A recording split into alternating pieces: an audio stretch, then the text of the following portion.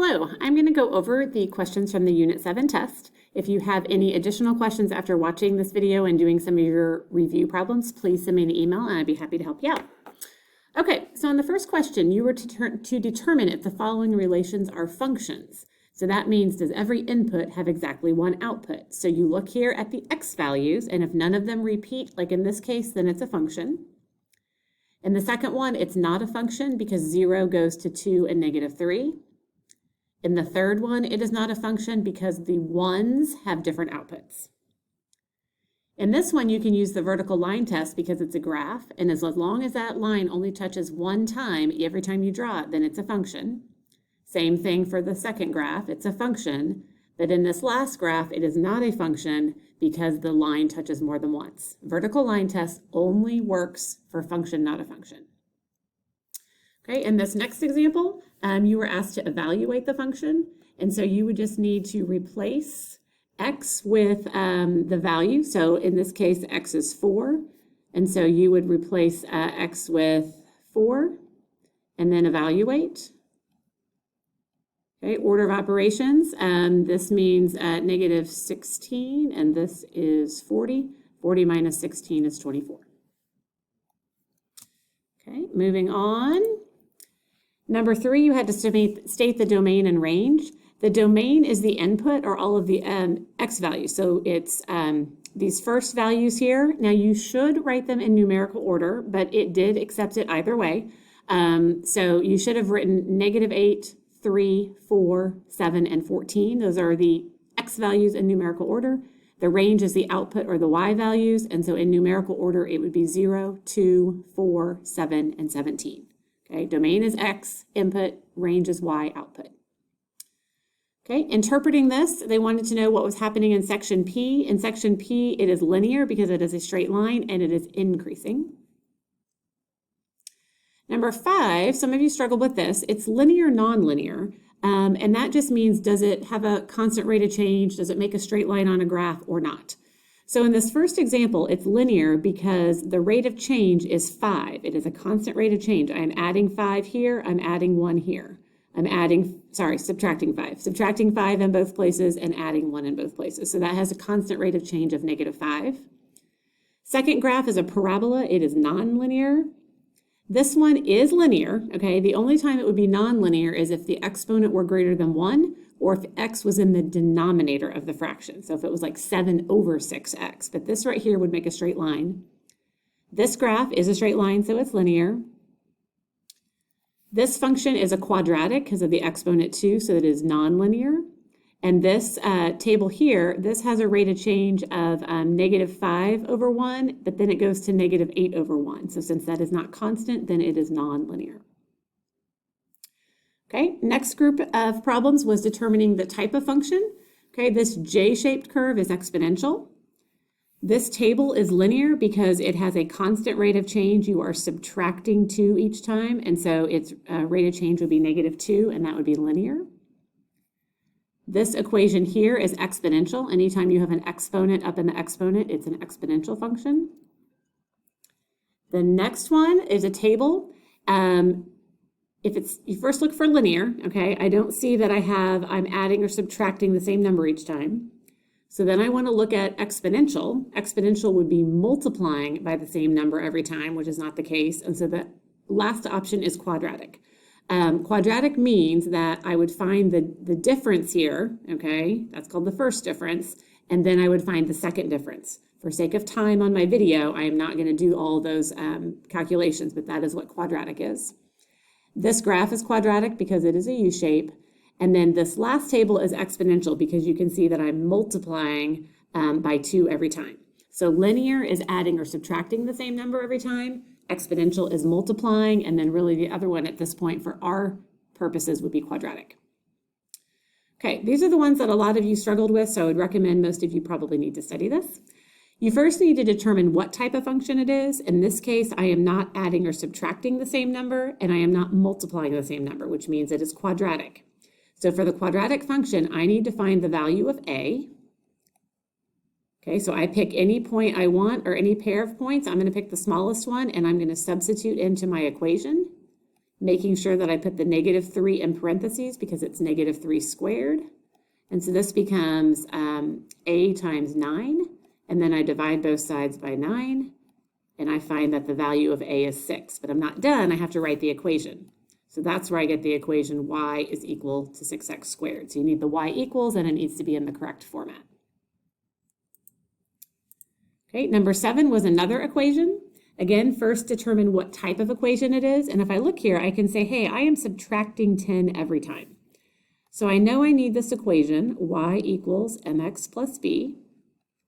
Okay, I know that my m is -10 because I was subtracting -10 and I was adding 1 over here. I need a y and an x, and I need to solve for b. So I'm going to pick my smallest x and y pair. So y is 29 and x is -2. And so then I just need to do some order of operations by multiplying here. And then I need to solve this equation. So I very quickly can see that b is 9, but I'm not finished. I need to take that information and plug it into y equals mx plus b. So I know that my m was -10, and I know my b is 9, so this is my final result. Y equals -10x plus 9.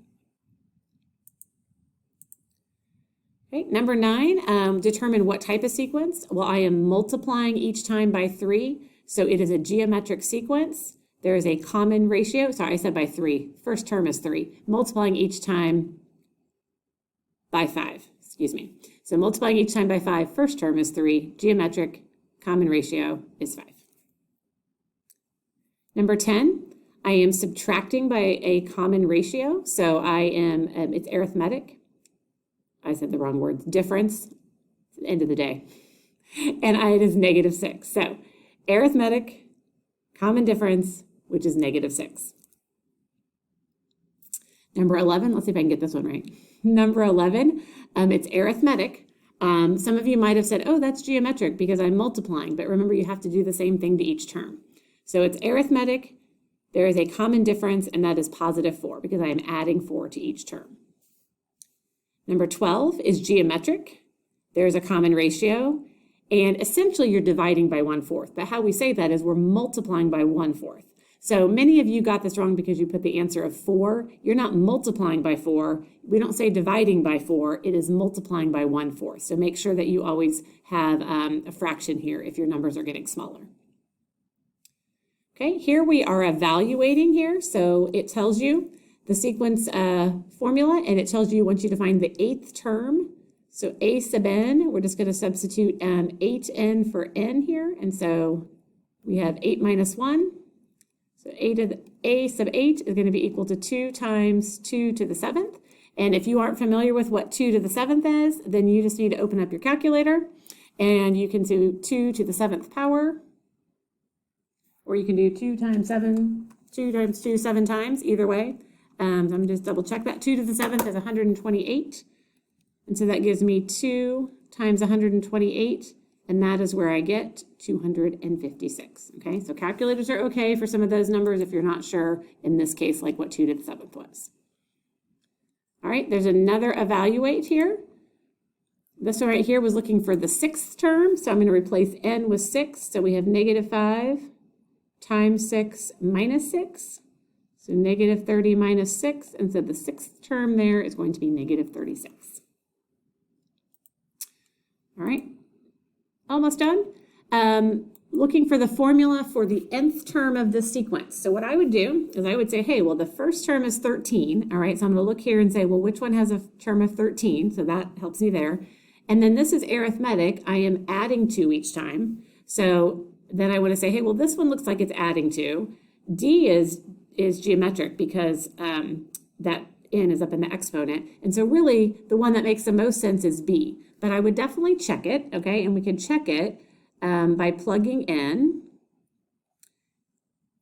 The first term is 1, okay? And so that gives me 13 plus 2 times 0, or 13. Okay, so that checks.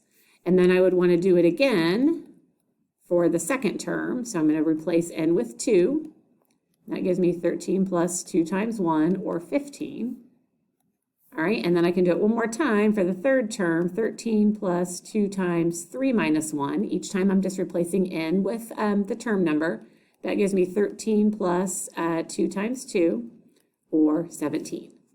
Okay, so then all three of my terms work. All I did was substitute in the term number 1, 2, or 3 for this n value here. So if you weren't quite sure, you could just do that for each of those formulas and choose which one works from there. All right, and then the last one, it says which recursive sequence would produce this sequence here. And so again, my first term is 6. Well, all of these have a term of 6. All right, so what I would do here is take a look at the patterns. Okay, this pattern says that you're going to multiply by -2 and then subtract 3. This one says you're going to multiply by 4 and then subtract 4. This one is multiply times -3 and then subtract 2. And this one is multiply times -4 and then add 4. So you just have to do some manipulation and evaluating here. You're going to start here with that 6th term, because remember, recursive only works if you know the previous term. So I would take 6 times -2, that would be -12, and then I would subtract 3, and that gives me -15, and I want -20, so that does not work. Here, I would take 6 times 4, which is 24, minus 4, and that gives me 20, and I need -20. Okay, so that does not work. This next one, I would take 6 times -3, which is -18, subtract the 2, and I do get -20 here. So that seems to work, but I would want to try that one more time, and so then I would want to make sure I get that 58. So I would take -20 times -3. I'm just following the pattern, and then I would subtract 2, and when I do that, -20 times -3 is 60, and 60 minus 2 does give me positive 58.